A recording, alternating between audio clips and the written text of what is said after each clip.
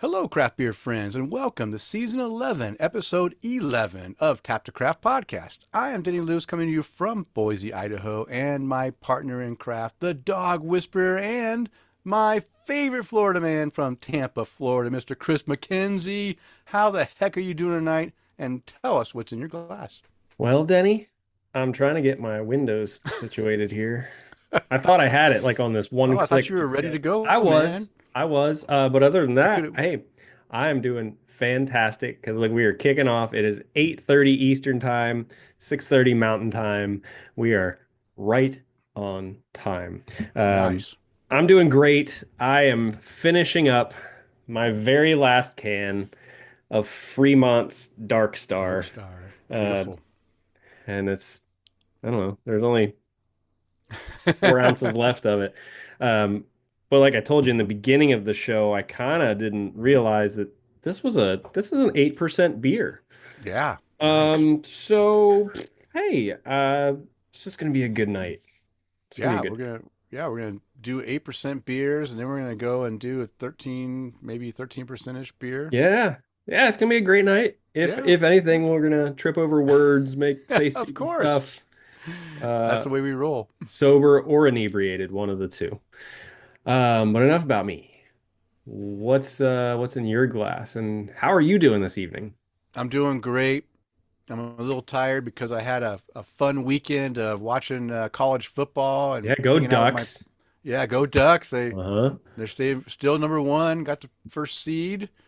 I hope that's not going to hurt them in the long run. But I'm glad they get a bye week. They can prepare for whatever team that's going to win in the first round of the playoffs, and hopefully we can do good and win ourselves a national championship. But I watched the Boise State game at my buddy Corey's house on Friday night, and we drank, had a great time, broke out the nice fancy 12-year-old whiskey, had a few nice drinks of that night, and then guess what? He said, "We had so much fun. Why don't you come over tomorrow night and watch the Duck game with us?" And I said, "Why not?"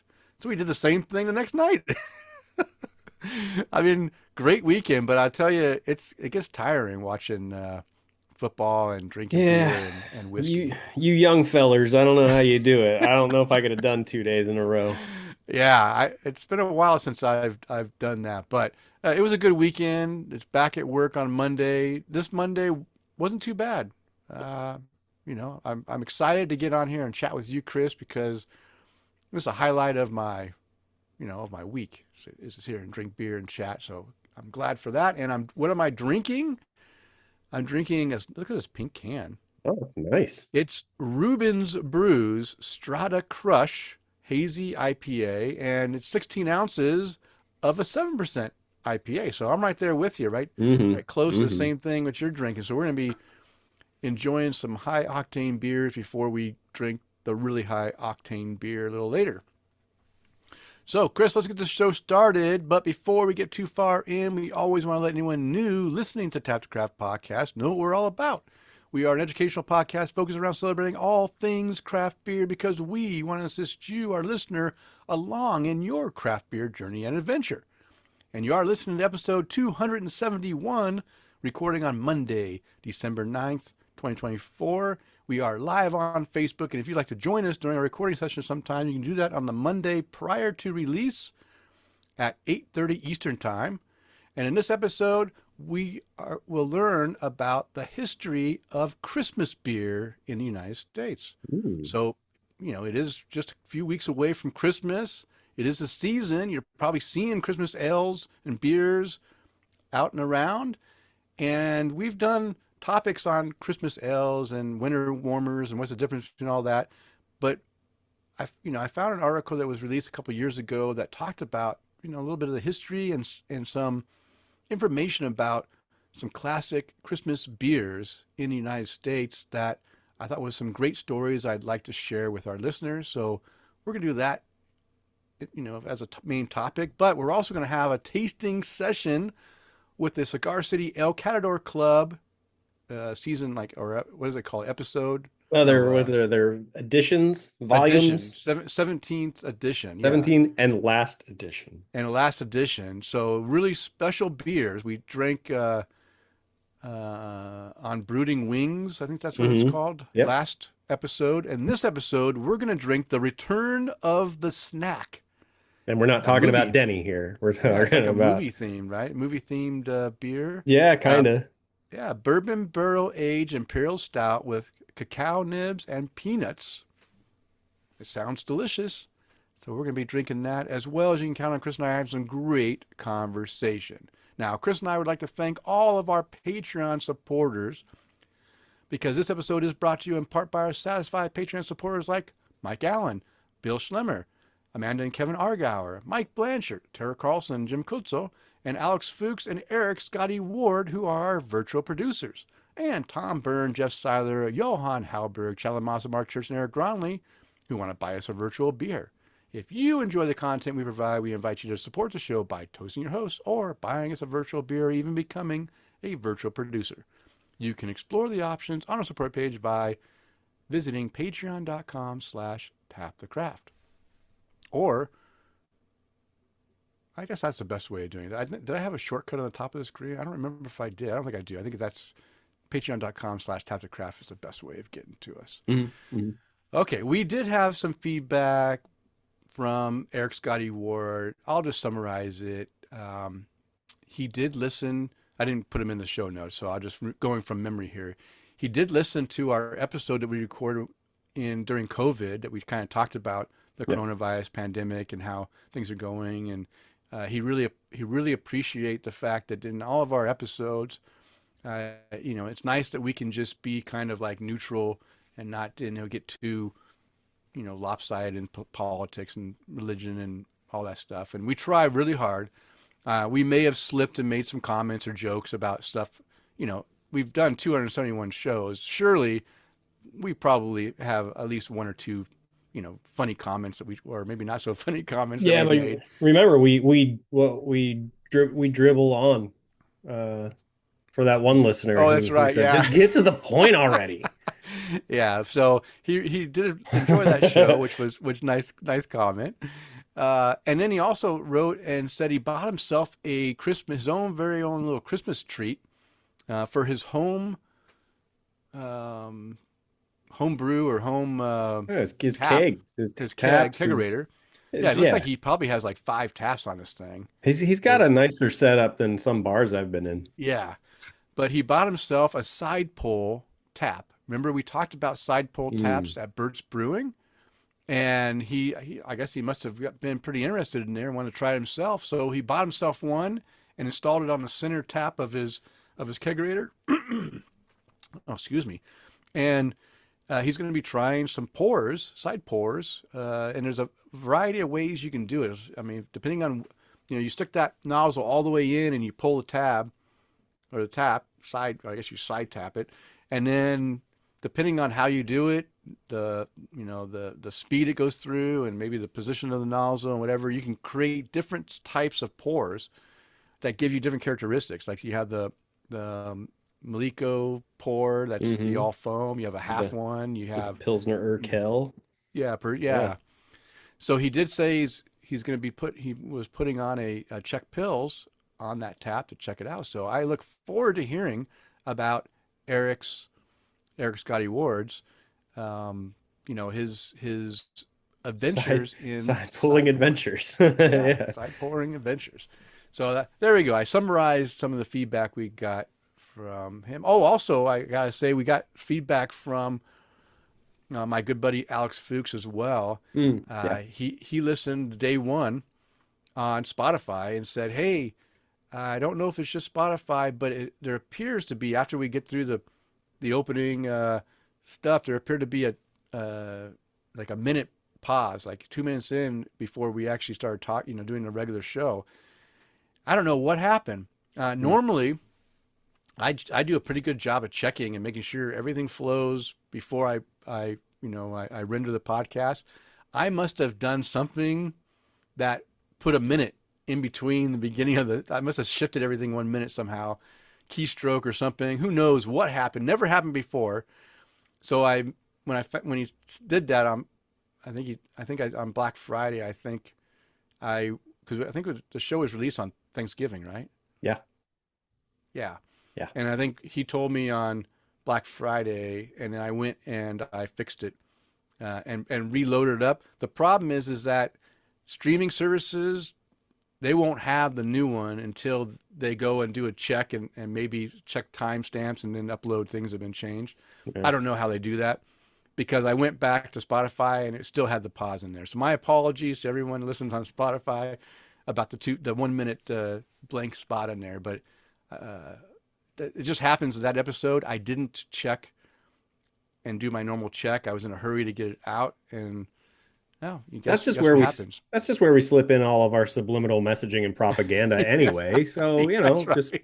there's usually stuff over top of it that you Yeah, you hear. And this that's time right. we didn't do it. That's right. Okay. Drink more beer.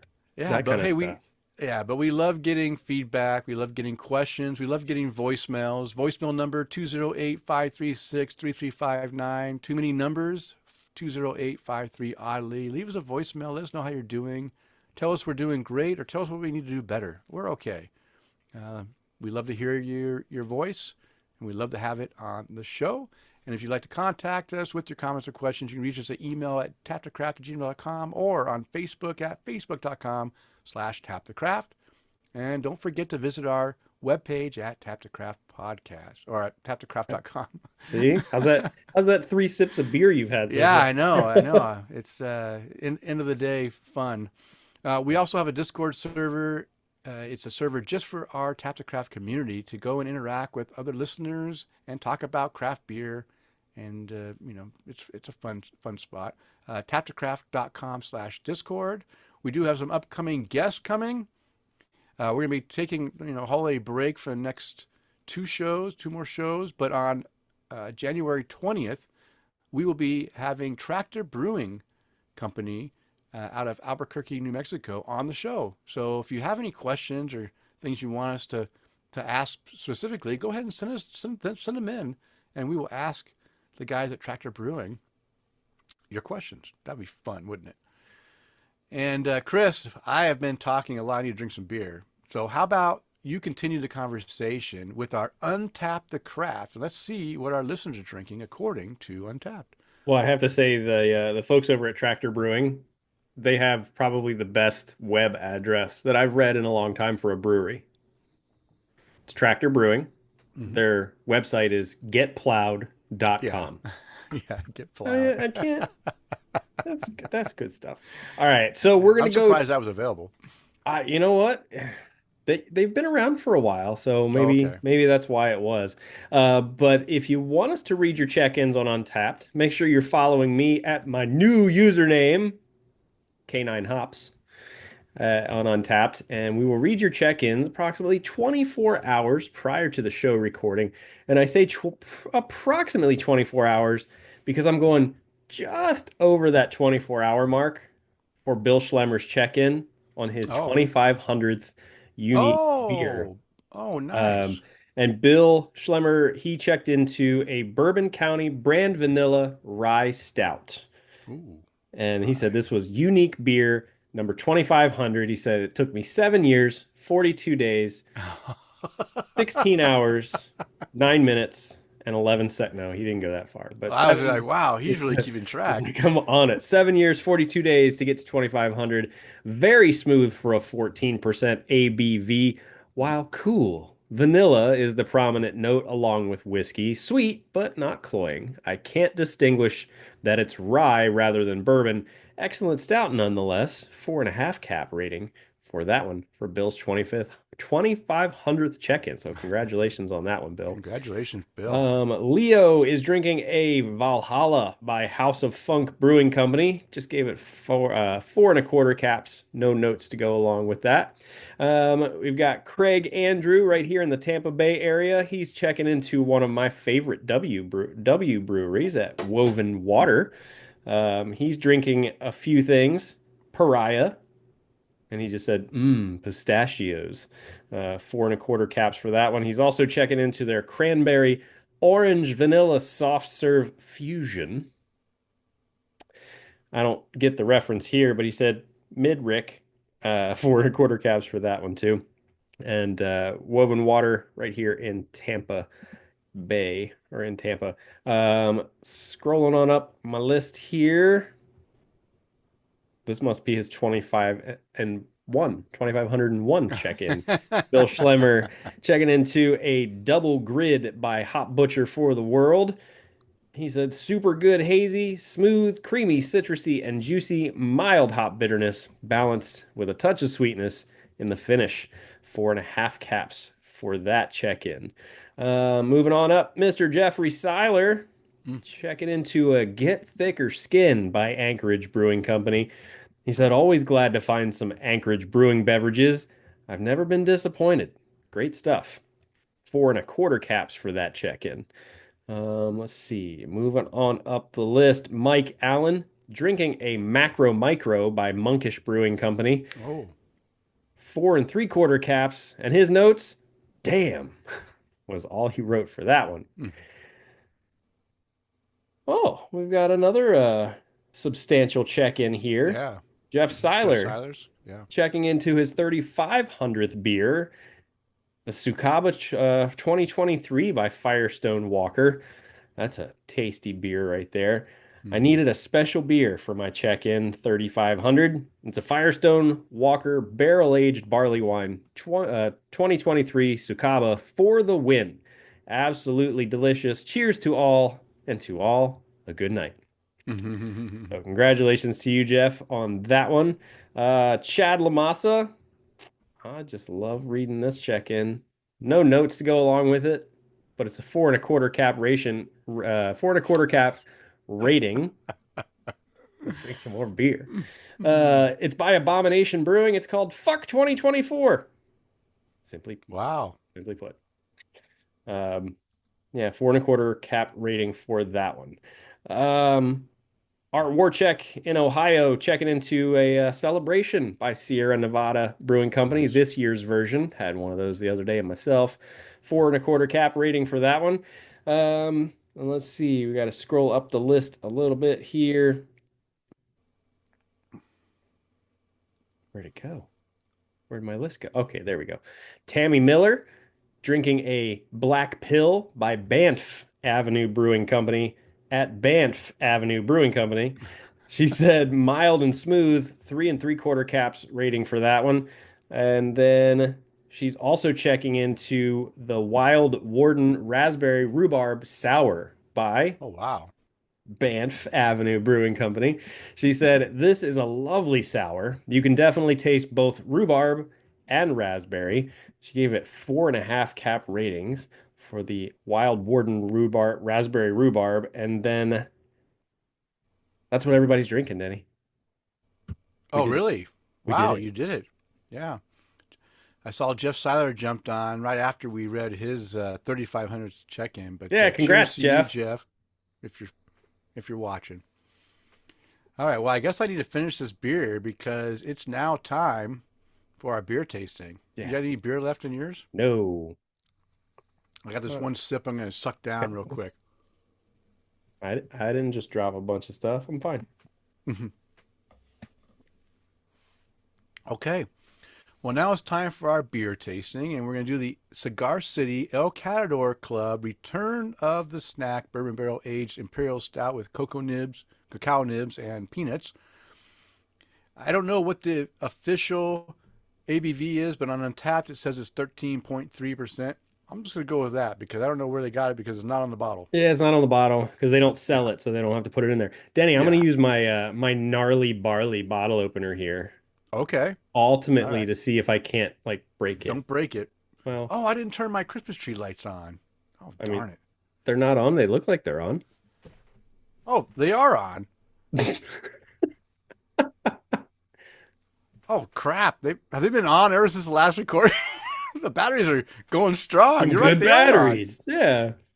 I can't Okay. believe the lights are on. I didn't turn them on. Oh, well, good. I didn't mess up. Somehow I was able to turn my lights on with just my thought of turning it on. All right. So, There it goes. what's written on this bottle? Mine's a little cold, so I didn't pull mine out as fast as you did, Kris. But it says, "Quote: Mm. Player 2 has entered the game." Unquote. Back from the dead, we present this snack of a bourbon barrel aged stout with chocolate and peanuts. Let's go to Cigar City, have a pint, and wait for the whole thing to blow over.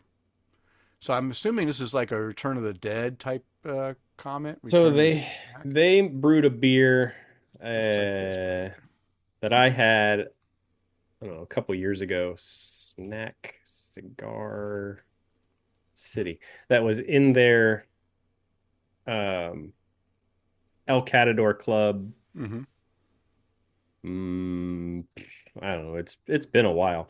Um, but it was a collab with Funky Buddha of all Okay. people. And yeah, they didn't really give it much information on it. But if I'm reading the label correctly, whiskey barrel aged imperial stout with lactose, vanilla, cacao nibs, and peanuts. Ooh, nice glass. I'm using my Deschutes brewery. This little Do you smell that thing yet? no. It smells like Oh, chocolate peanut butter. it smells like chocolate peanut butter. You're right. Wow. Okay. It smells. It definitely has some peanut butter and chocolate. All right. I'm gonna pour this into my glass live. Oh yeah, that sounds good. I could almost fit the whole bottle in. Let's see if I can get all the way. Do you think I can do it? No, I better hold off. Nah, listen, you got to have room for, a little sniff. I don't want. Yeah, that's true. Plus, I don't want to spill more beer all over my lap. Wow, you're right. This smells exactly like chocolate mixed into It, peanut butter yeah, well, to me, it just smells like roasted peanuts and and chocolate. roasted peanuts. Yeah, roasted peanuts. Yeah, you're right. It definitely has that roasted peanut character.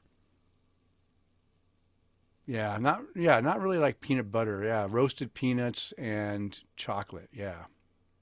What's the candy that's it's just chocolate covered peanuts? Is it goobers?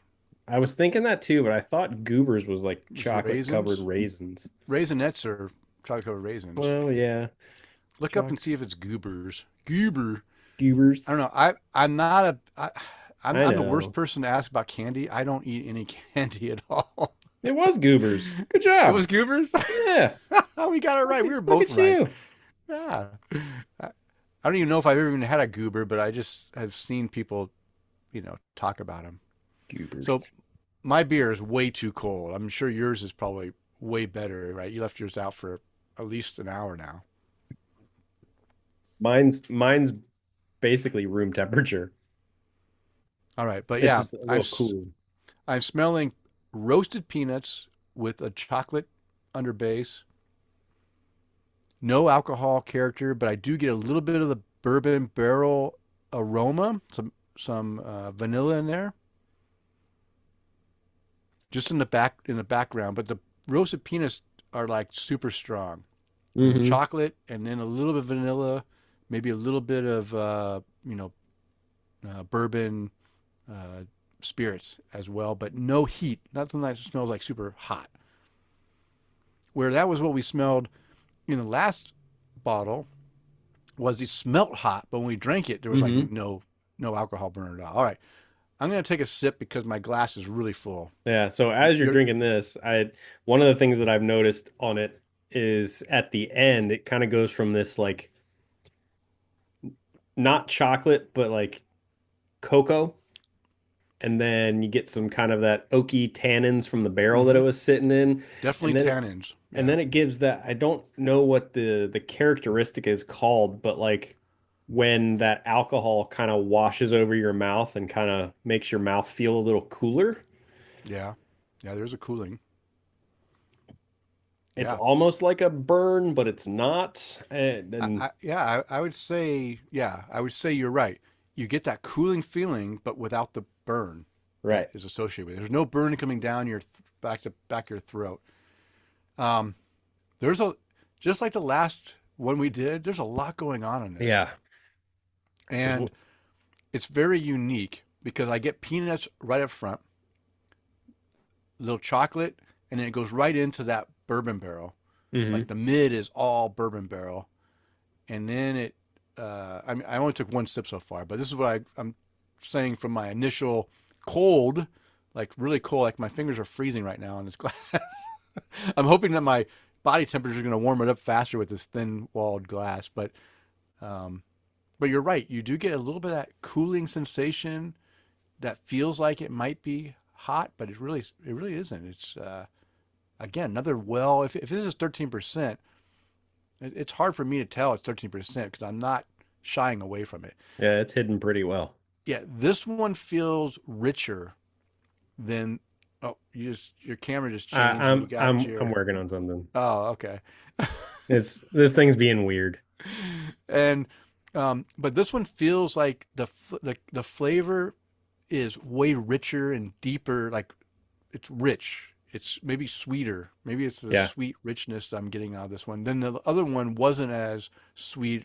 It was still kind of rich, but not like powerful. Now, again, maybe it changes once it warms up. I'm just talking about my initial tasting notes of You the keep beer. talking. I'm gonna fix something. Okay. So I'm going to keep talking. I was going to take a sip, but because I need to work it, um, I'm going to take a sip anyway. You guys just hold on just a second. Mm. Wee. Okay, So I that's took another better. sip. Same thing. I get peanuts, chocolate, bourbon character, the tannins that you're talking about right there. Some of that barrel tannin character has to be there for an imperial stout. You got to have some tannins, but not overbearing. Some of that vanilla, maybe even some toasted coconut character in there. I mean, there's a lot, and it's not even heated up yet. So I might have to do a second tasting notes in the middle of our brew buzz just to revisit Yeah. the flavors that come out when it warms up. But there is so much going on here. Um, and I was going to say something else that I caught this sip I didn't catch last time, but I forgot what I was going to. I need to take another sip and try it. So, what do you get out of this, Kris? I've been talking too much. Well, I'm enjoying listening to what you are getting out of it because, like you said, yours came out of the fridge, Hmm. you know, a lot more recently. Yeah. Mine is basically just a I'd be willing to bet mine's at about 60-ish degrees right now. Oh, okay. Um, Perfect. so mine's like right there. So it's Yeah. cool, but it's still everything's coming out of it. And all the things that you mentioned in there too, I'm getting all of those things and it's not all at once. I'm getting you taste it like you immediately get the roasted peanuts and the chocolate flavors, and then it Hmm. kind of breaks down into that little bit of booziness, a little bit of like straight cocoa, like not chocolate but cocoa. Yeah. Um, Yeah. then it kind of breaks down into that barrel, that alcohol flavor, the tannins, and then it's not super just it not that 13% is hidden very well in Hmm. there.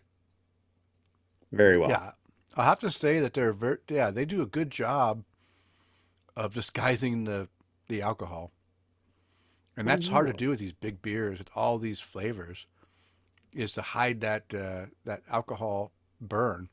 But it Cajun does a wants really to good tell you job. about it too. Jesus. Hey, Cajun. Good to see you, buddy. Your paws are on my headphone cord. Now you did it. So another great another great beer from Cigar City's El Catador Club. I'm Yeah. going to hold off on giving a rating because I want to let it warm up a bit. This one is not like that last beer. It was an instant 5 cap rating as soon as I drank it. Right, as soon as I got the Yeah. first sip, I'm like, this is 5 caps. This is incredible. And it stayed that way even as it warmed up, and I didn't change, and I gave it a 5 cap rating. This one is good. I didn't get that immediate 5 cap mindset I Hmm. got a wow, this is really good, and it's got a lot going on. Um, is it anything I haven't already had before? No, but it's done really well, Hmm. and it's going to be a high rating. I just don't know if I'm going to give it a five or if I'm going to give it a four and three quarters I'm or feeling 4.5-ish on this four and one. a half ish. Yeah, I was Yeah. thinking. My initial thought was four and a half, and I don't know why. Again, there's nothing negative about this beer. The beer is fantastic. Hmm. I just it. I don't know. I guess I'm waiting for something to jump out in the flavors that I haven't had before that just puts it over the top and makes it a Yeah. five. Yeah, And there definitely needs to be some. I mean, I think the fact that you mentioned we've had beers kind of mhm, like this before. yeah, It's nothing unique like that last one where it was like, wow, you can yeah, definitely taste the wine barrel that it was in, and you can hmm definitely taste this and that, and there was so much going on. In this, yeah, you've done it, but it's been done very well. yeah, yeah. I'll say that again. Yeah, it's been done before, but done. I mean, they did a great job. There's no complaints. But okay, I don't want to carry on too far. Let's end the tasting for now. We'll revisit it in the middle of the, or maybe the middle of the end, maybe the end of the Brew Buzz segment. We'll go ahead and just go ahead and give us some after warmed up, more warmed and last comments on it. But I don't want to drag this on too much because I need to let mine warm up a little bit before I give you any more notes. But very good beer. Um, my initial thoughts. Not the go out get this right now if you could as the last one, but still solid quality beer where I stand right now. Hmm. And thank you, Kris, Hmm. for You're provide. welcome. Let me try this beer. It's wonderful.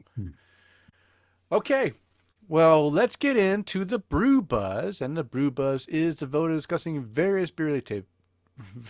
Wow, I drink that Various 7% beer, and now I've got beer-related topics. yeah.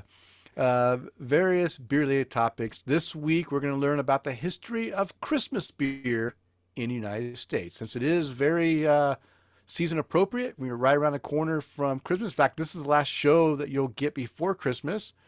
We're going to be recording another Oh show yeah. next week because if we were to Well, do our we normal got a few recording, things. yeah, We got Christmas, yeah, Christmas and Eve, Christmas Eve, yeah, anniversaries. You anniversaries, got the idea. We can't record on our normal day. yeah, so we're going to record next week instead on the 16th. So if that's going to be off, I do have it on the calendar on the website. So I have Okay. updated. I was slacking on that for a while, but I did update it for the next 2 months. So you can go and look and see what our Oof. recording schedule is like. But yeah, I forgot what I was saying. We were talking about scheduling because it's Christmas beer season, and Oh that's yeah, what we're Christmas talking beer about. season. Yeah, thanks, Kris, for keeping me Got you. on I track there. got you. I had a squirrel moment. Huh? But I thought it was very, I enjoy Christmas seasonal beers, and like I said, I was trying to find some Christmas themed to go with this episode. I didn't want to do back to back our favorite breweries segments, so I thought let me break it up with finding something, and I found this article that was on the Hop Culture website called "The Cult of Christmas Beers," written by Grace Lee Whites. And I read this article. It's a very lengthy article. I only took snippets from it. So I will have a link in the show notes. I recommend going and reading it in full and seeing the beers that she recommends to try as well on the show. I'm not covering Christmas beers besides the ones talked in the article or spoken about in the article because we've already done Christmas beers and nothing's changed since last year. So go find, and if I was prepared, I would have given you an episode number of what to go. Well, But it's also now in our comments of our live video stream too. oh, is it? Okay. It is now. Oh, oh, look at you, Kris. Yeah. Wow, you're the man. All right. So let's get this topic going. So I'm going to start off, and Kris and I will alternate back and forth and talk about the story of Christmas beers the history and some great stories of American Christmas ales. So, as we all know, the holidays are about tradition, and tradition can hit us as strongly as a 12.5% ABV stout or 13.3, Yes. especially when it comes to beer.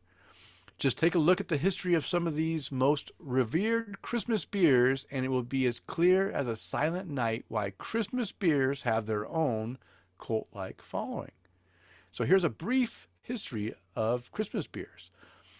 Christmas beers have been around for a while, reaching as far back as pre Christian Scandinavia when Vikings made Jule or Yule to commemorate the Norse gods to celebrate the winter solstice. In the beginning, these Scandinavian Christmas beers used dark malts, endemic of the region, producing blacker, maltier beers. And perhaps we can see those influences in America when Scandinavian immigrants brought their brewing traditions to the US. Over time, many cultures have seemingly had a hand in brewing some type of traditional holiday beer, whether it's Bière de Noël, a darker Bière de Garde in France. Those are two French beers. The Weihnacht, sort of Munich Dunkel in Germany. Don't ask me to pronounce things. Or even just Stella Artois, a lighter Belgian ale in Belgium. Fun fact, the word Stella means star in Latin and represents the Christmas star. Did you know that? I didn't, but I do I now. I know. Just some interesting facts that we're going to provide you tonight. Here in America, craft brewers have constantly been inspired by the spices, ingredients, treats, and customs of the holidays. Even from the very beginning of the craft brewing movement, dating as far back as 1975, when Anchor Brewing owner Fritz Maytag brewed the first Christmas ale. Many consider this beer one of the first American Christmas beers. And honestly, that first recipe, well, it certainly wasn't what many considered a Christmas beer style at the time. Now, I just want to give a little insight. This article was written about 2 years ago, before Anchor went out of business or got, Hmm. kind of crashed, and we no longer have our special ale.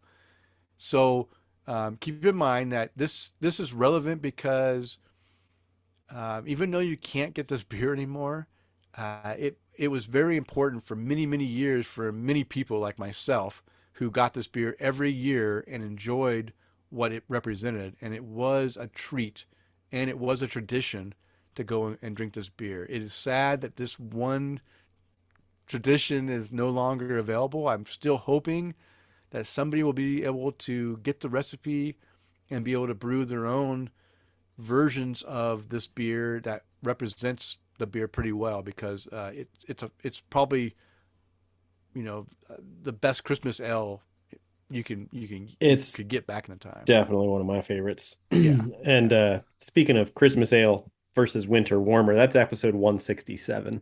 Oh, thank you, Kris. Uh, 167. yeah, the YouTube video of you and I bantering about it is also in the comments of our live Mm. video stream too. Yeah. So visit Facebook and check out the recording of episode 170 of 271 for those links. Look how we did that.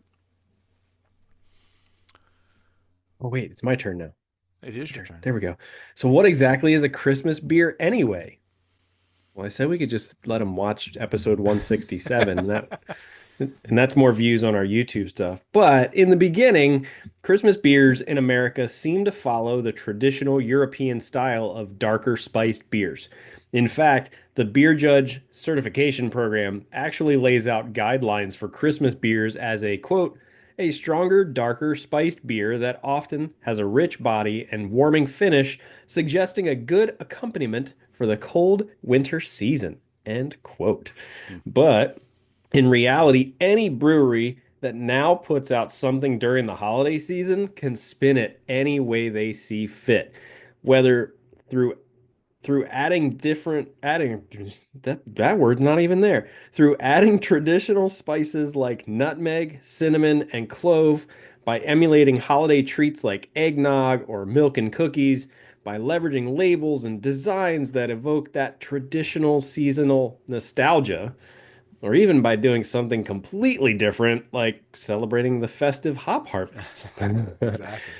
For most, the Christmas beers that have stood the test of time, attracting a devoted following year after year, have tapped into that special recipe that creates traditions. Christmas beers that start holiday traditions. When Maytag brewed the now iconic Anchor Christmas Ale for the first time in 1975, he probably couldn't have imagined how ingrained the beer would become in drinkers' own holiday traditions. Maytag came up with the idea for a Christmas ale after taking a trip to England. He came back inspired to brew two new beers, Old Foghorn Barley Wine and Christmas Ale. But the very first Christmas Ale, released on November 17th, 1975, wasn't anything like a darker spiced beer. In fact, the very first version was actually an all pale malt, dry hopped with Cascade hops. Oh, okay. Earlier that year, Maytag had brewed Anchor Liberty Ale for the first time, commemorating the 200th anniversary of Paul Revere's ride. After visiting England and having a hard time finding all malt beers, he decided to brew his own. So technically, the very first batch of Christmas Ale was actually the second batch of Liberty Ale. In fact, the working title was Second LA before Maytag named it our special ale. That's confusing. It is confusing, but it's interesting how this whole thing, obviously when he was first looking at brewing a Christmas ale, for some reason he was thinking of a pale ale with some flavorful hops that back then hops weren't flavorful, right? You weren't Yeah, getting, that citrus, piney character in your beers. A lot of times you weren't getting much hop flavor at all. So he was going to provide something that wasn't normal. But then he changed it up, realizing, you know what? I don't want a hoppy beer. I want a malty beer. yeah. We don't get a lot of like big malt character beers around, for craft beer. So he changed it up to a little change on the Liberty Ale that he had brewed, and then all of a sudden it became what we know now, which is basically a brown ale. Hmm. I believe this beer was like a brown ale, a spiced brown ale. Oh, And probably the reason why I enjoy it so much is, I'm a huge brown ale fan. So I just appreciated what it was all these years. yeah. The sad part about it being so warm here, we don't see many Christmas beers. Really? Even for purchase. I do tend to go look for them, and Mm, I'm getting low on beer here at the house too, other than these bottles of gigantic, yeah. stuff that we're drinking. 13.3. Um, but we don't really see a whole lot of Christmas ales and that kind of thing. So I guess we'll have to just figure it out and go visit somewhere cold. Yeah. Anyway, to help promote our special ale, Maytag took out an ad in the San Francisco Chronicle saying, "Come and get our special Christmas ale." He had no idea how the ad would be received, but there was a line around the corner with people interested in trying this beer, says Angela Knotts. She's the director of brand marketing at Anchor. From day one, there was an energy for Christmas ale. Mm. That tradition continued year after year. Today, for many, Anchor Christmas Ale has become as much a part of their holiday season as baking cookies or drinking eggnog. And the recipe has evolved over time, eventually becoming a spiced brown ale. There you go, Denny. Mm. That changes every year. It's all about the renewal of the season and celebration, says Dane Volek, brewmaster at Anchor, who is about to celebrate his 12th season brewing Christmas Ale. It's our gift for the year to be unwrapped and enjoyed by all. Yeah. Who would have That's kind of known that sad to that read now. that that would be the last Jeez. year we ever had Christmas ale? Jeez. It is sad. It is sad because Sorry, Dane. Yeah, yeah. I mean, that's and it is a tradition.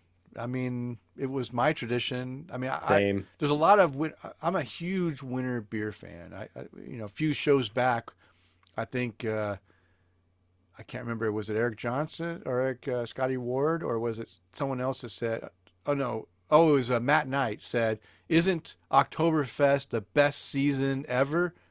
And I Oh, said, well, yeah, it's pretty good, but no, for me, winter warmer season is my yeah. Christmas beer. Winter warmer season is my season Denny because bleeds Jubal Ale this time of I year. do. I mean, I love all the winter warmers and Christmas ales and all that stuff. I just love it. And this is, this is again one that every year I never missed getting, and it's just sad that this is no longer around because it was a beer that any newcomers to craft beer will never be able to experience. Okay. Similarly, at Troegs Independent Brewing, their holiday beer, the Mad Elf, became an Oh yeah. almost accidental hit. Hit. Hit. When Troegs co-founders and brothers Kris and John Trogner decided they wanted to make a holiday beer, they brewed a Belgian beer, added too much fruit and honey, walked away, and returned the next day to find a big foamy mess, says Jeff Herb, marketing media coordinator at Troegs. What we do know is that the beer turned out legendary right out of the gate, says Herb. The first batch sold out in advance and immediately had this cult status. The Mad Elf tapped into a niche just by being a holiday beer. Folks saw the Mad Elf as a way of starting a new tradition or introduce the beer into their old ones. It's not uncommon to find grandmothers showing up at the brewery to buy 3 cases of the Mad Elf because their entire family is expecting to drink it when they come home for the holidays. That's fantastic. For most Christmas beers, if you want to enjoy them, you have a limited window to imbibe. But perhaps the clock ticks fastest for Sierra Nevada's Celebration Ale, a unique take on a Christmas beer that celebrates freshly picked Cascade and Centennial hops. I think every time that I drink that beer, I'm surprised about how good it is Mm-hmm. because it's sweet and malty and hoppy and Yeah, just yeah. It anywho. it last year, so it does change a little bit each year. Hmm. And last year it was more smoother, I think, than this year. And this year it comes across a little bit more, you know, punchier bitterness. And it's just weird because we did tasting notes on it one year. I'm like, wow, this tastes totally different than what I remember.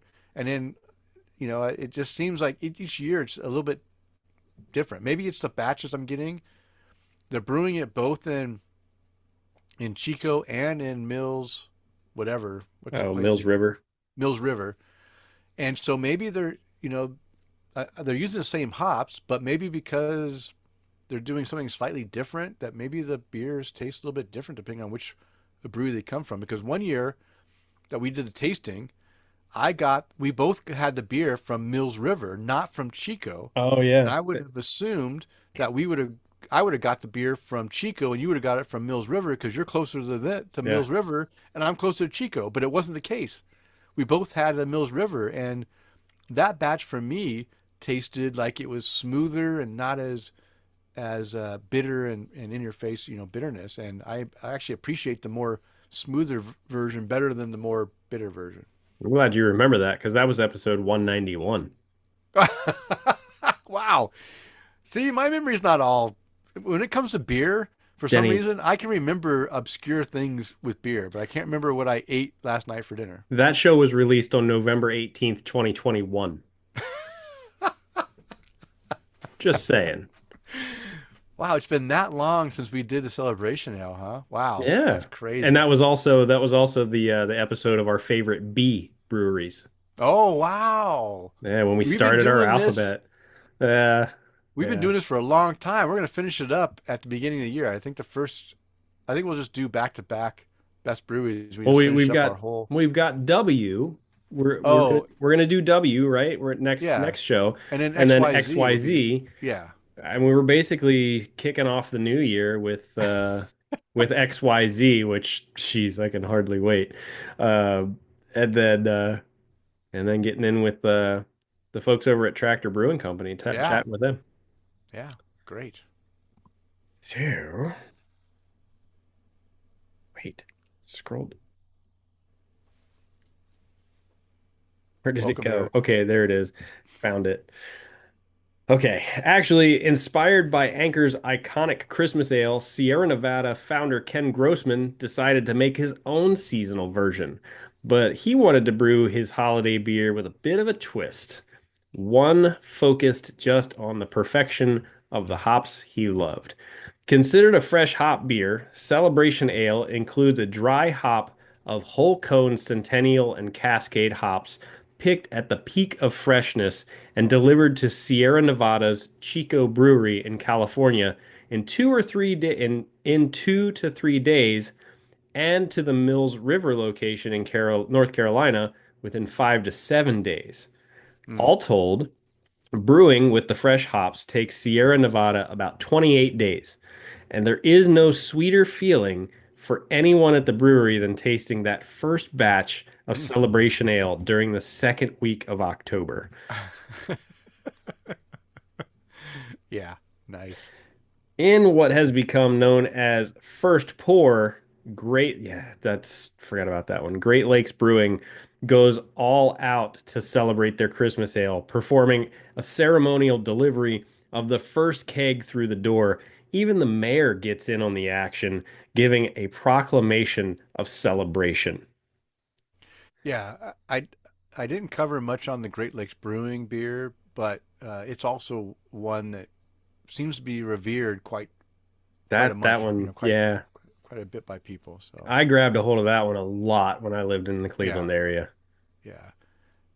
All right, so the magical powers of nostalgic holiday flavors.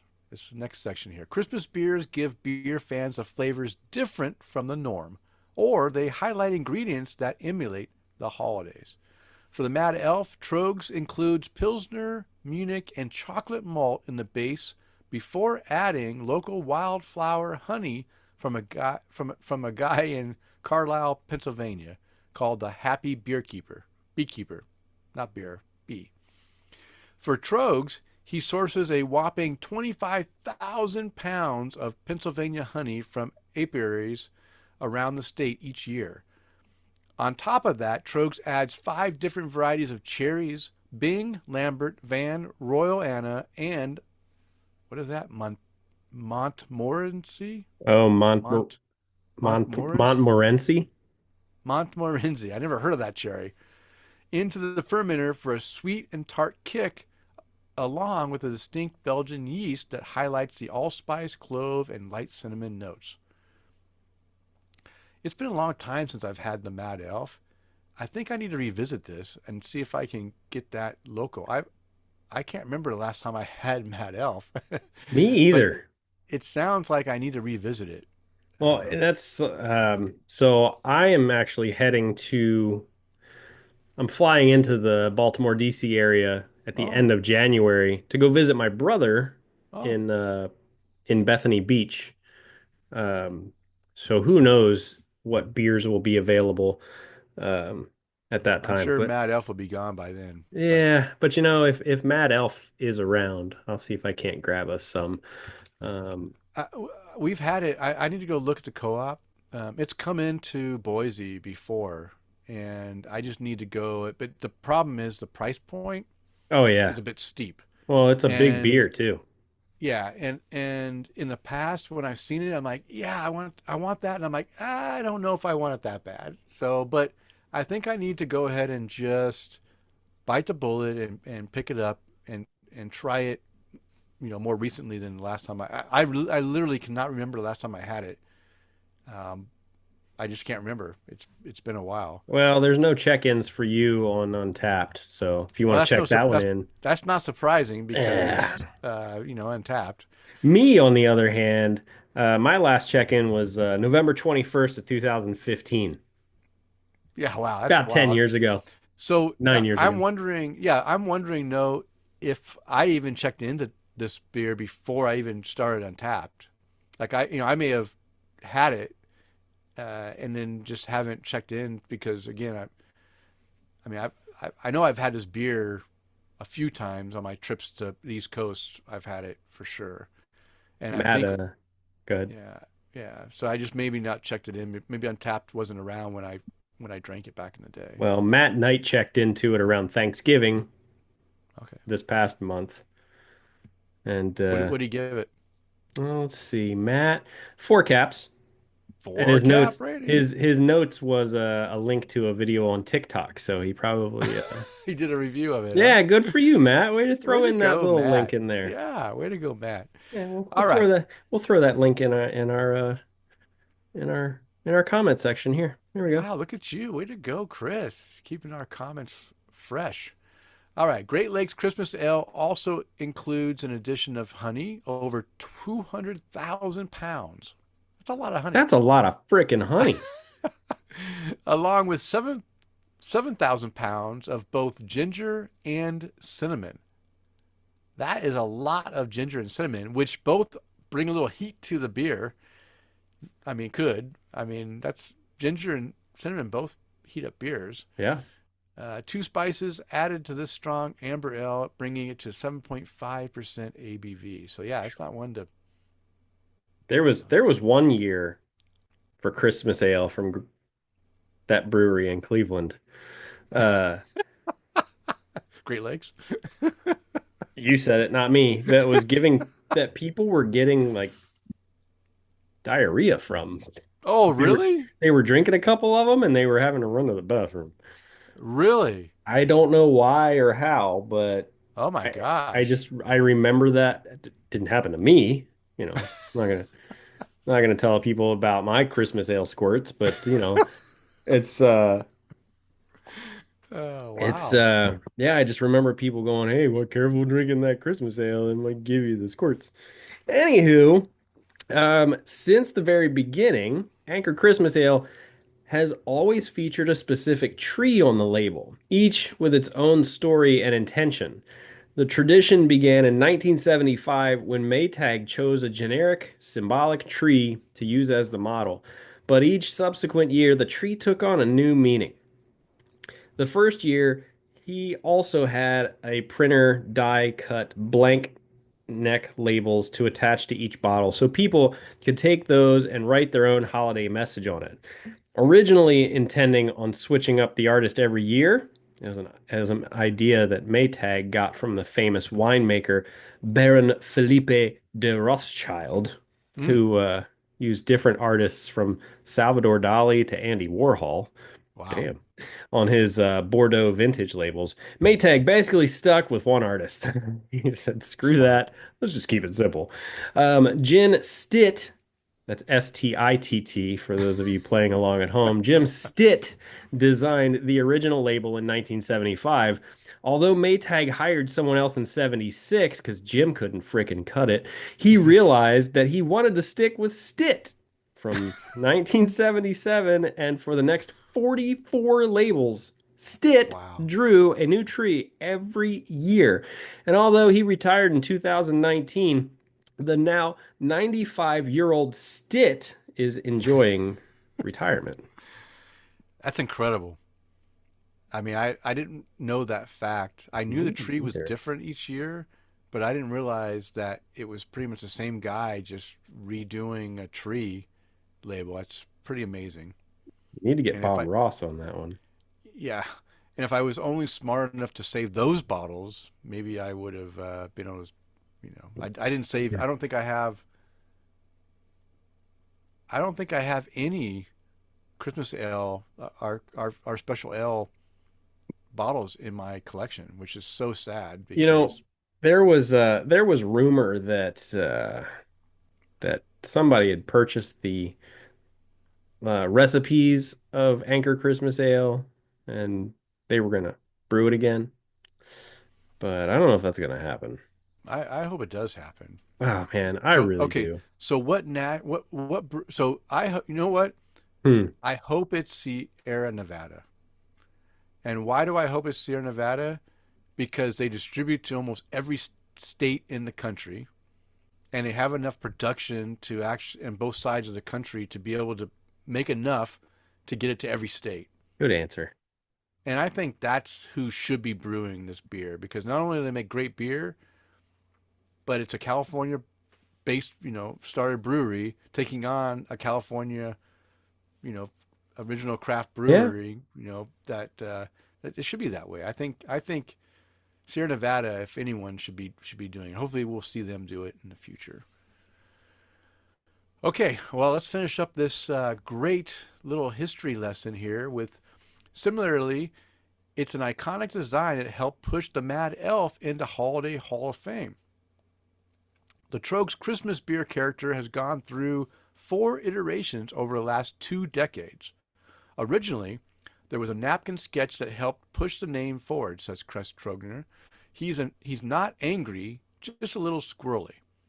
But Trogs content manager Jeremy Dry says the second version of the elf has by far been the most popular and the longest tenured, sticking around from 2004 to 2014. The third design came with the Brewery rebrand in 2015 and lasted until 2020. The latest and fourth design from Florida illustrator Josh Noom harkens back to the second elf, but is all about being friendly and welcoming to drink the beer, says Dre. There is a fine line, especially when working on this iteration, of not having the elf look too young, too old, or too drunk.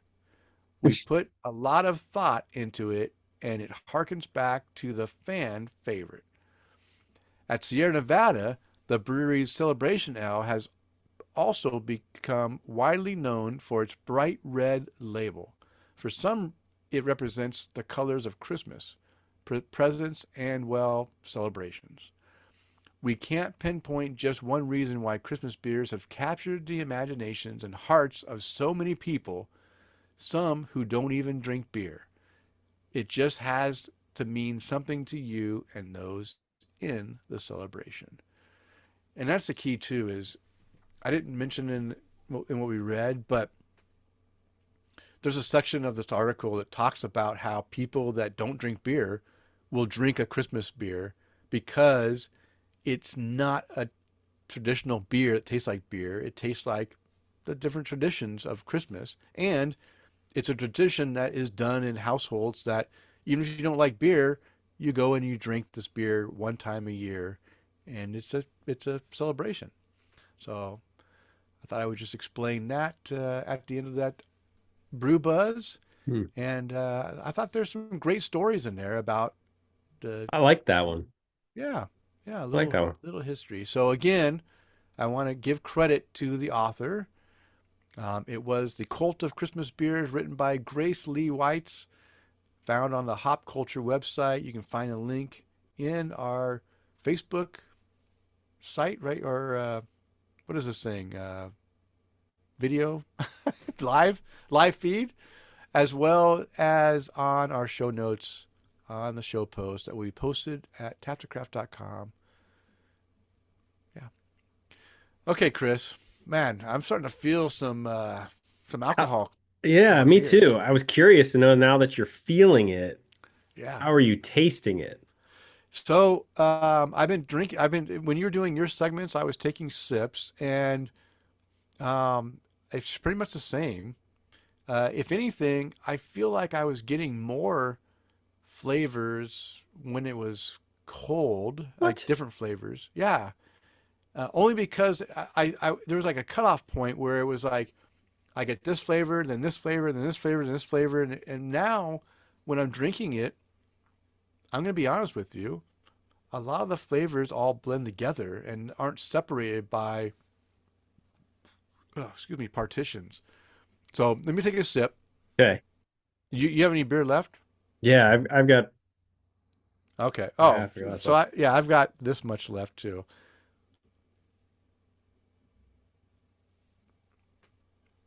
You're right, it is all kind of melding together. Yeah. It's still good, but when it was cold, now this is weird because a lot of times it's the opposite, right? You don't get the full exposure of what this beer opens up to That be that's till it bitey. warms up.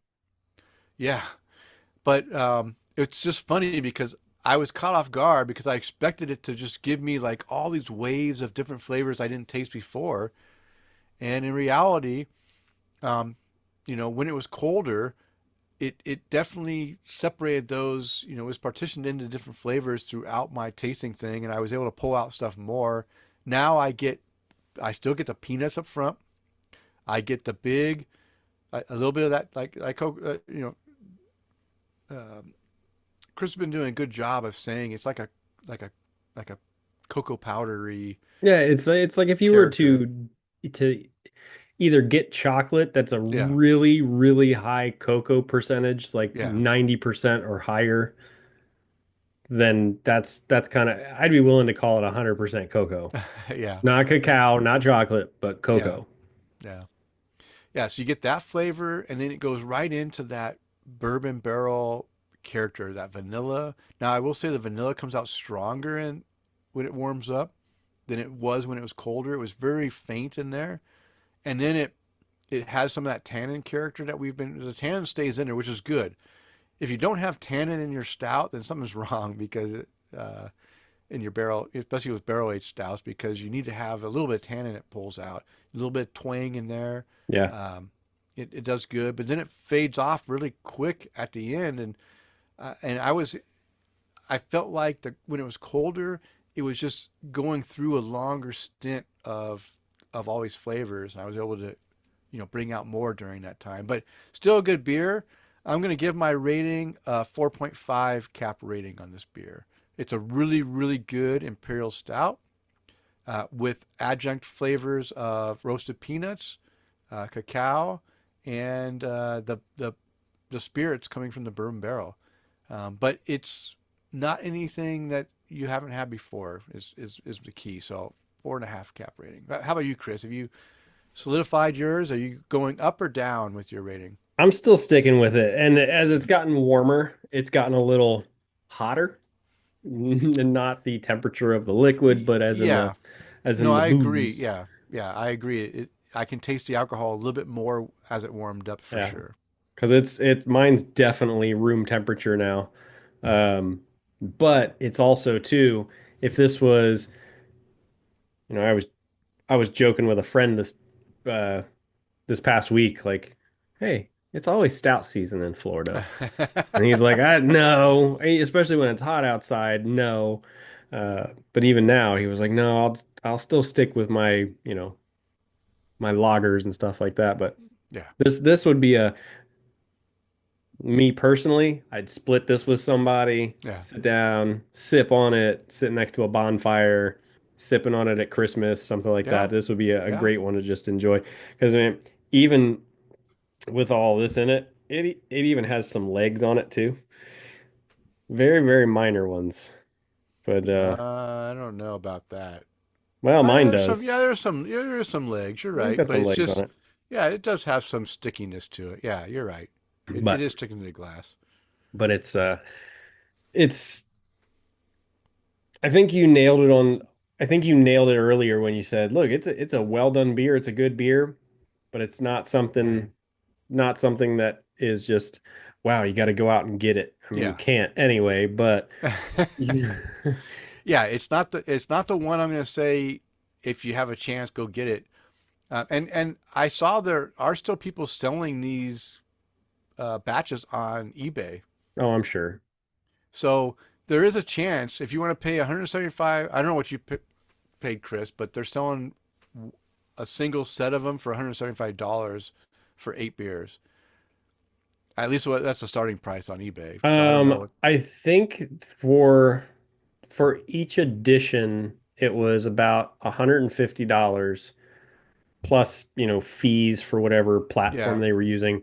But that was for two bottles of two each. of each. Yeah, yeah. So So for my set and your set was $150. yeah, Um, and then whatever gift they gave and, the yeah, discount card and stuff like that. So yeah, people in the past had done that. I'll admit that I did have I did have two sets of one of the editions a few years back That was where like the first year you did it, right? it was like a this so this was That like you a sold? what was it? This was edition 17 or 17. something like Yeah.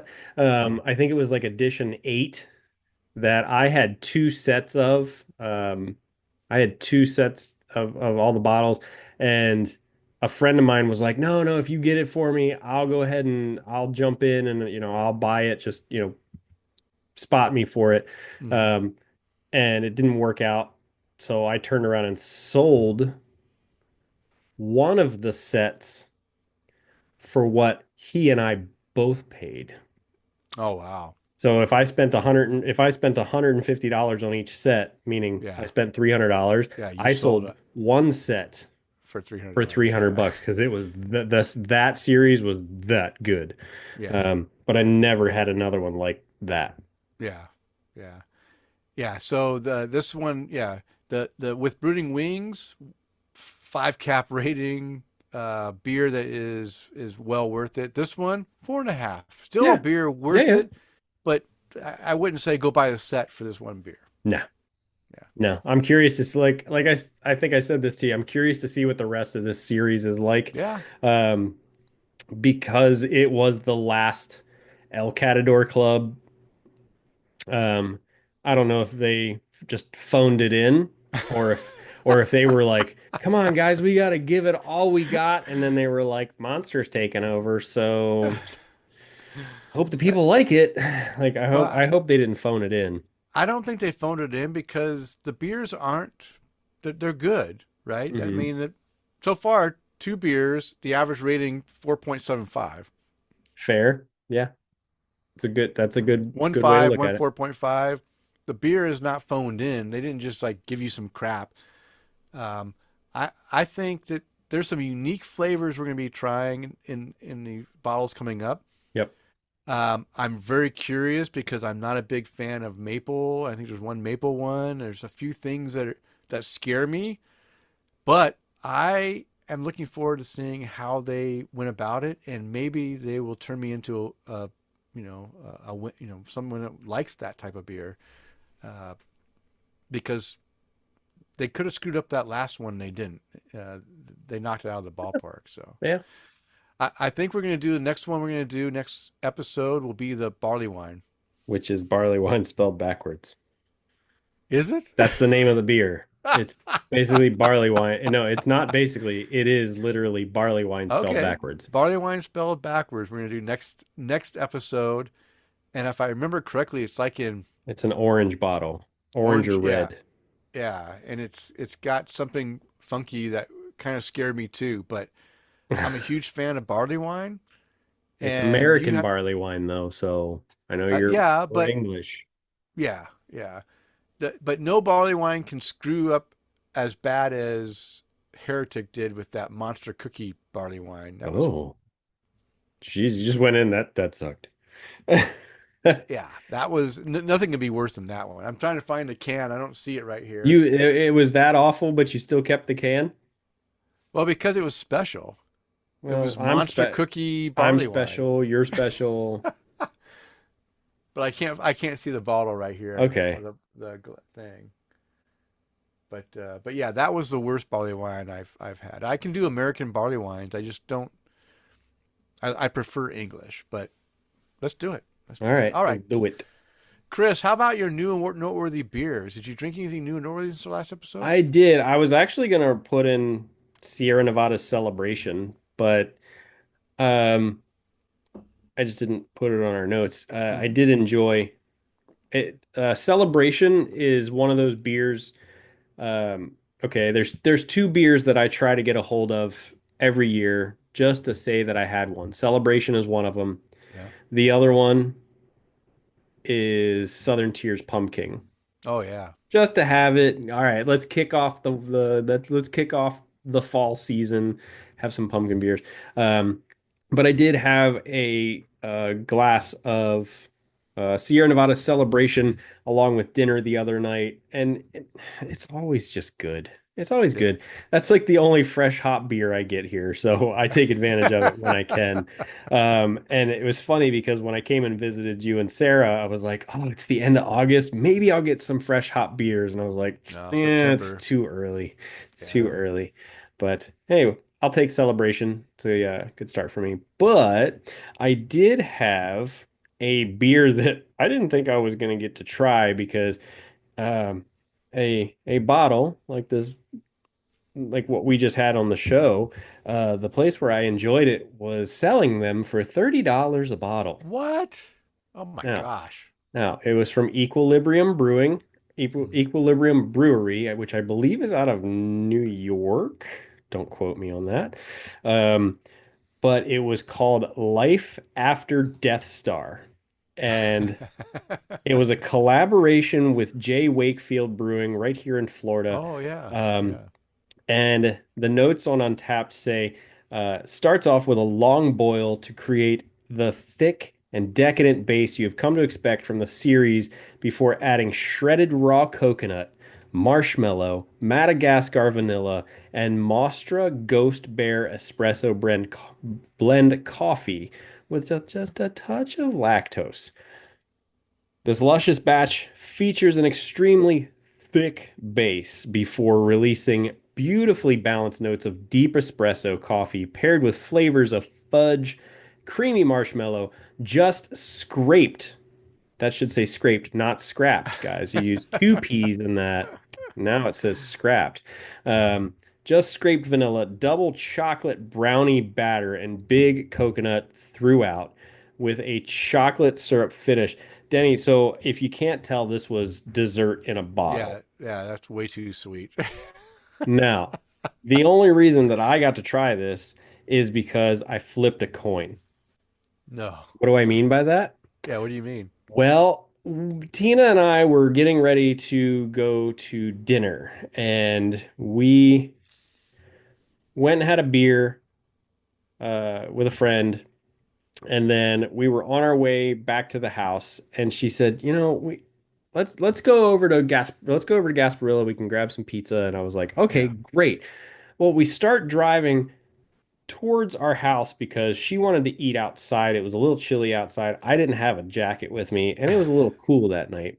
And she said on the way back to the house, "Hey, uh, why don't we just make food at home?" She was trying to be fiscally responsible, which, Yeah. Just good all way to. right, I'll give her Yeah. credit for that one. Yeah. And I said, "All right, well, let's flip a coin." Flip a coin. Long story short, we went to Gasparilla that night, Yeah. You won. and no, we both won. But we got to Gasparilla. We were sitting there having our celebration, Sierra Nevada celebration, chatting with our friends, enjoying some fun, and then all of a sudden, this bottle of Life After Death Star just happens to show up, and Oh Jack, wow. one of the owners, goes, "Hey, you want to try this?" Ah. And I went, "Yeah, I want to try that," because they actually tagged me in a post on Facebook just to mess with me that day, going, "No, you can't have any of this." And I was like, "Yeah, I don't want Oh. any. It's $30 a bottle. No thanks." Um, but they split up the bottle between everybody sitting at the bar, Tina, Wow. myself, and I got a little 3, 4 ounce pour of it. And it was dessert in a bottle. It was chocolatey.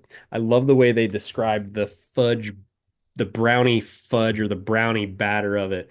Wow. And we sat there, we had some pizza and a couple of beers, and then we get this, and it's like, oh, this is a good way to finish off an evening. So I gave it a 5 star rating. I'm sorry, 5 cap rating.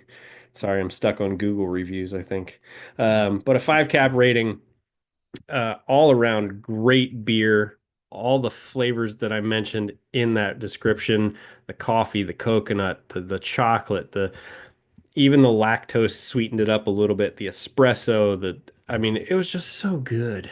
Mm. Now, I would have never paid $30 for that bottle. Yeah. So I'm glad I got to say I got to try it. Yeah. Two, I would have never drank that whole bottle. No. That whole bottle, like that was a 16-ounce bottle. There was no way I'm drinking that Yeah. whole thing by myself. Yeah. So, cheers to the folks over at Gasparilla, Jack for opening that up for me, and Chance and Crystal and all those guys over there that insisted that I drink it. And of course, Miguel over at the No More Pores podcast, who said I couldn't have any, and I got it anyway. Here, No More Pores, right there, little Nice. logo. Beer cozies. Yeah. Um, but that was my one and only new and noteworthy beer, Denny. So 5 cap rating for that Life After Death Star. That was batch number 5, if people are keeping score at home. So, um, but tell me about your new and noteworthy beers. Okay. I'll tell you about my new noteworthy beers as soon as To I get get back back from the from. bathroom. That I'm sounds sorry, like Kris. that I sounds want like to be able to ease into the last bit of the show, and I can't do it when I'm squirming in my chair. So all just right. give Let's me go a do it. minute, and I'll be right back. All right.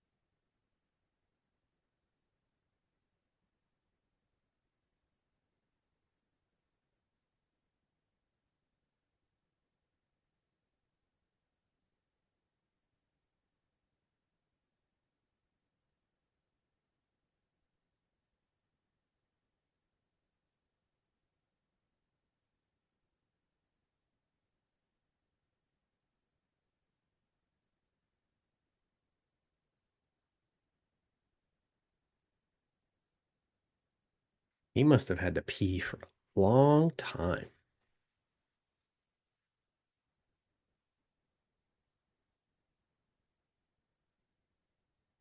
Come on, Denny. If you shake it more than 3 times, you know the rule. Oh, there he is. That's a light bulb. Yep. One of man's greatest inventions, electricity. And you can't hear me yet because you haven't. It's a light bulb, Denny.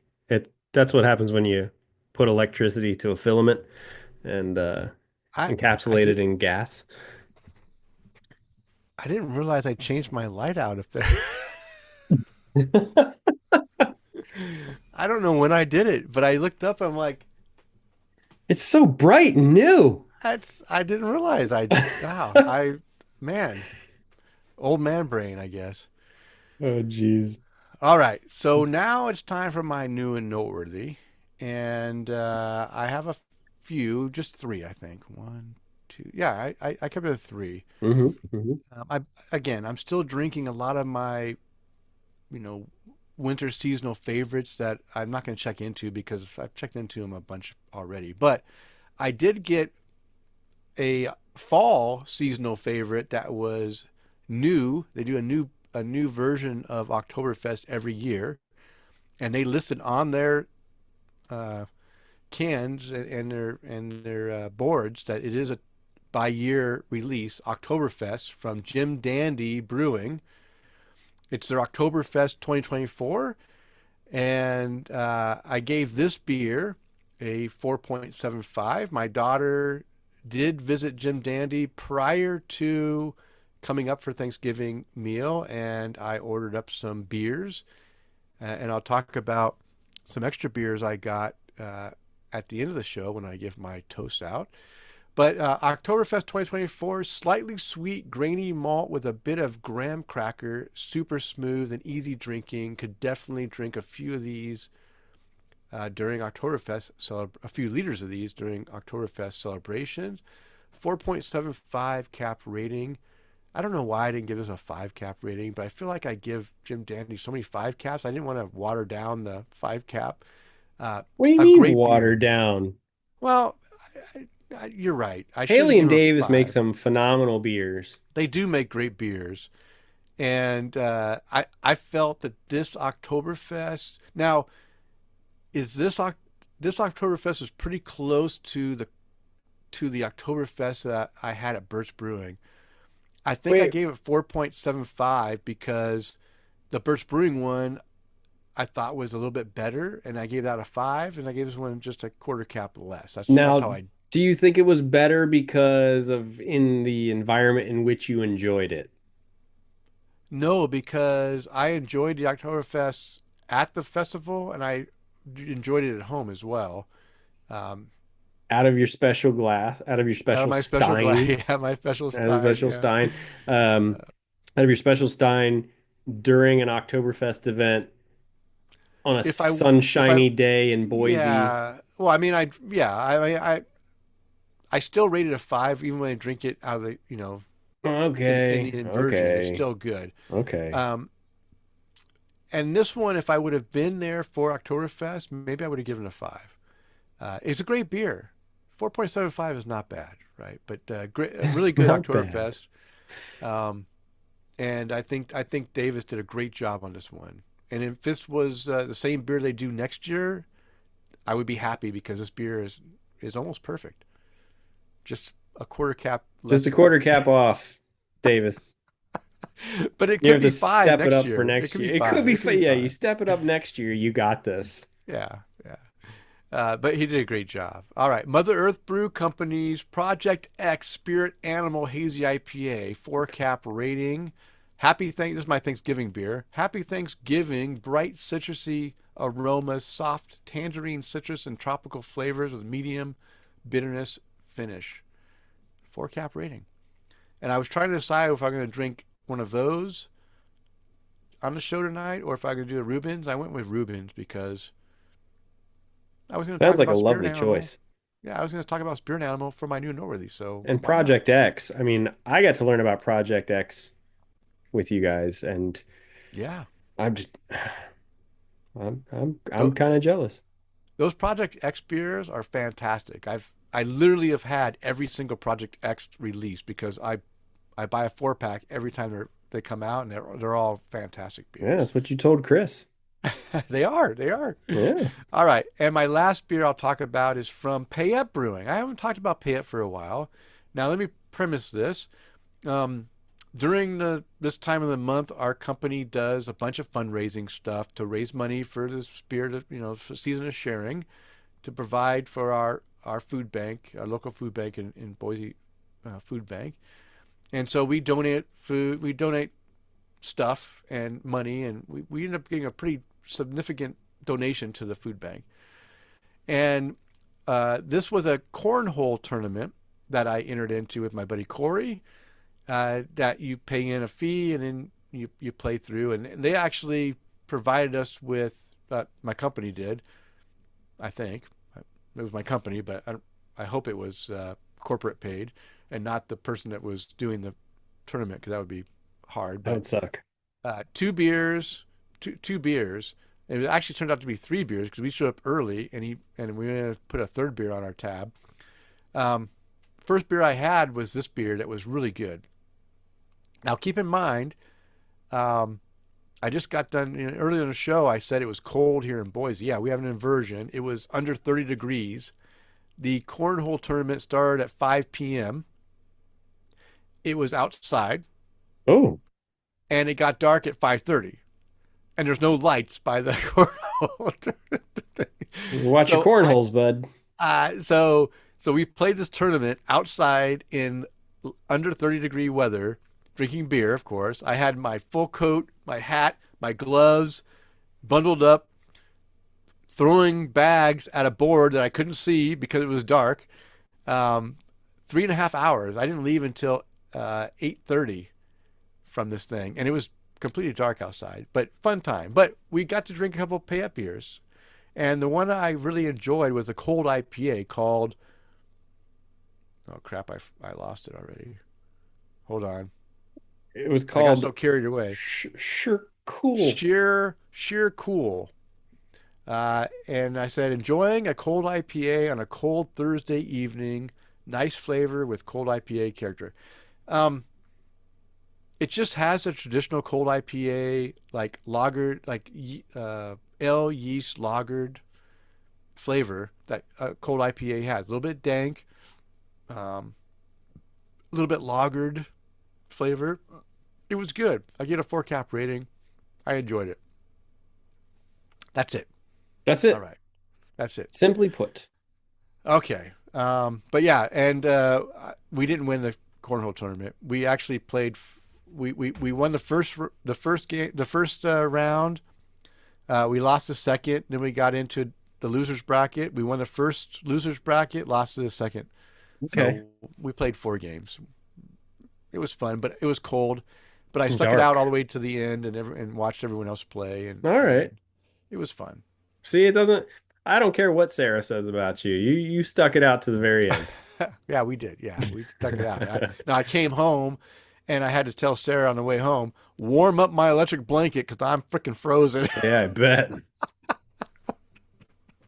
So I came in, stripped my clothes off, and put a nice hot blanket on me, and I warmed up pretty quick. So it Oof. was nice. All right, well, Kris, it's time to close this show out. It's time to raise a glass to anyone you'd like to raise a glass to tonight. So who would you like to raise a glass to? I would love to raise a glass at to a new friend of mine named Austin. You can check out Austin's stuff on TikTok at Brew Across America. So Mm. I met, well, can't say I met Austin, but I started following Austin. Um, geez, I don't know, 6, 8, 10 months ago, just through TikTok, and he does beer reviews and stuff like that. And he was posting uh, beer reviews like here in Tampa or in Southern Florida, and I'm going, hey, what are you doing down here? And he was like, oh, I'm doing uh, work stuff. And I was like, what kind of work stuff do you do that's bouncing around Florida? Because he's used to live in Illinois, um, and he works on race cars. I was Oh, like, oh, oh, wow. okay, that's kind of cool. Um, so I started following his page, and then I see that he's checking into beers at Bullfrog Creek Brewing, which is Oh, probably the yeah. closest brewery to me. And I went, you're drinking beers 5 minutes from my house. And he goes, oh yeah, we just moved here. I was like, Oh, wow. oh, cool. Didn't think anything else of it. Well, I saw a another post of his and my friend James, and you can find James, my buddy James. He's who we call the beer czar here Hmm. in Tampa. And I was like, huh, how do you guys know each other? Well, Austin goes to Gasparilla Uh, just about every Friday night with his wife and kids, and they have beers and pizza. And I was like, oh, that's really cool. And at Badass Beer Fest, I was talking to my friend James, the beer czar, and I said, hey, how do you know Austin? He's like, oh, he comes into Gasparilla, and um, he, I told James about what we were doing for Tina's 40th birthday, mm, which was driving fast cars at a local racetrack. hmm. And James goes, oh, Austin works there. And I went, Well, really? did he So I get you a said, discount? no, it was a completely separate entity, but hey, it was still fun. But I messaged Austin. I was like, hey, you work at this place? And he goes, yeah. He goes, I'm the service manager at the I forget what he called it, but basically at the race shop. And he goes, let me know when you're here.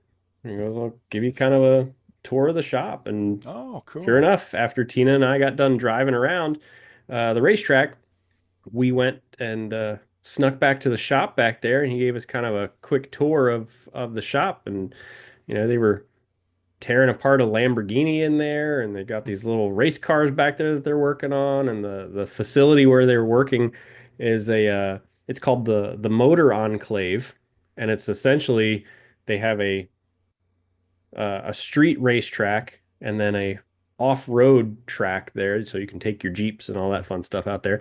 But they also have garages that you can purchase and store your vehicles there. So Mm. they've got this shop. So if you want to tune up your Lamborghini or your Ferrari or whatever you want to tune up, all right, just go take it over to Austin. He'll take care of it for you. So we got to chatting and funny enough, Denny, he doesn't live more than 15 minutes away from me. So, um, he, so we're gonna try to find some time to grab some beers, but just wanted to raise a glass and say cheers to you, Austin. Again, you can find him at Brew Across America on TikTok, Instagram, all that good stuff. Appreciate the garage tour. That was how we ended Tina's 40th birthday present. So not only Nice. did we go drive some fast cars around the track for a little bit, but also got to go chit chat about cars and beer and just meet a new friend. So Sweet. yeah. So cheers to you, Austin. We appreciate the time the other day, man. And hopefully we can have that beer very soon. And Denny, who would you like to raise a glass to this evening? Wow. I want to raise my glass to my good buddy Mike Blanchard for our Patreon toast tonight. Thank you, Mike, for supporting us. We appreciate it. Also, I already mentioned Davis and Haley Gove, the owners of Gin Dandy Brewing. So my daughter goes in there Tuesday prior to Thanksgiving before she comes up to to see us for the holiday, and she's gonna get me beer. And she grabs up three crowlers, and then Haley Gove says, "Well, you know what? Put together a 4 pack of this, and this, and this, and and and so okay, yeah, put it together." And then it turns out that after Haley left, she looked at she said, "Wow, it didn't seem like it was very much for three crowlers and a 4 pack."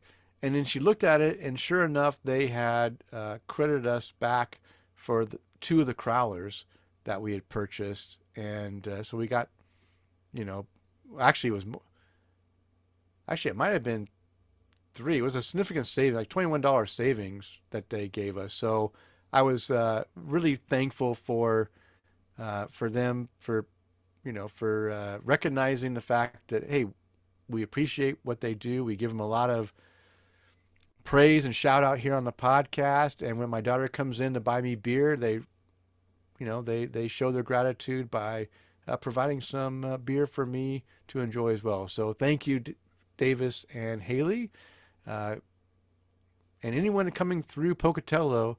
If you don't stop at Jim Dandy Brewing, you're making a huge mistake. The best brewery in Idaho. And also, I want to raise my glass. I already mentioned that Alex, my good buddy Alex Fuchs, let me know, the only one let me know that I had made a mistake on the recording and put a minute of dead air on the show. So cheers to you, Alex, for letting me know. And I want to raise my glass to Eric Scotty Ward because today I got home, I go to the mailbox, I pull out a nice Christmas card from him and his wife, Yeah. Jennifer. So thank you, Eric, for thinking of Kris and I this holiday season and sending us a Christmas card. I really appreciate that. You got one too, Eric, I Kris? did. Eric, we also need to have a beer here soon because you're Yeah. barely 10 minutes from me too. He's in this like the same town as you, right? Pretty much, yeah. Yeah. Like I drive down the road that he's off of. I drive down that road to get home. Yeah, maybe you can go by and just grab one of those side pour Czech Pilsners that got on tap. Yeah, I can see that now. And if you just be like, hey, Eric, Hey, hey, hey, Kris, hey. Kris from Tap the Craft just wanted to, are you in there? I Hey, just need a beer, I heard you had yokel beer. style, Yeah. Maliko style. Yeah. Could you make it extra foamy? Let some wet foam on that for me, please. Oh, all right. And of course, being a former serviceman, I want to raise my glass and thank all those who have served and are currently serving in the U.S. military services protecting our freedoms. I hope all those who are deployed are able to return home safely to their families very soon. And Kris, could you please raise a glass to our sponsor? Most definitely. We'd love to raise a glass to the folks over at Tin Tackers, the provider of sweet metal beer signs that will make your walls happy. Tin Tackers has a vast selection of embossed aluminum beer signs, perfect for your garage, home bar, or man cave. They have the biggest selection with the best prices. They also have a mini tacker of the month club, a club just for craft beer lovers who collect tin tackers. It's a surprise in your mailbox every month. Go visit their website at tintackers.com. Use the promo code TAPTHECRAFT at checkout to save 10% on your entire order and to let them know we sent you. Yeah, and I don't know if it's still available, but they had a limited edition three mini tacker Christmas celebration package they sent to Eric Scotty Ward for his prize pack, which is That was a very cool nice. one. And I meant to go on there, and I totally forgot to go on there and order that for myself because I wanted those 10 tackers. So go on there and check out if you can still get that three mini Christmas tacker uh, box because it's pretty special. I think and that's again, Eric Scotty Ward also sent us an email. I forgot to say that, thanking us for the prize package, and it was a really well, he really appreciated the prize. And I said, don't take credit from us. It was all Jen at tentackers.com. She Yeah. was wonderful. And everyone that listens to us should go out there and buy some Tentackers from her shop because she's a fantastic sponsor. Okay, Kris, it is. Wait, before I say it's last call, you can find the beers and link to the article we mentioned on the show notes posted at the show post at taptocraft.com. I'm feeling this beer a little bit now. I'm feeling it. And Yeah. yeah, and it is last call, and it's time to bring this show to a close. We want to thank you for downloading and listening. We ask you to please tell a friend, and of course, subscribe on your favorite podcast app. And as a reminder, we release a new show every 2 weeks. Now go out there and spread the good word of craft beer. Cheers. Cheers.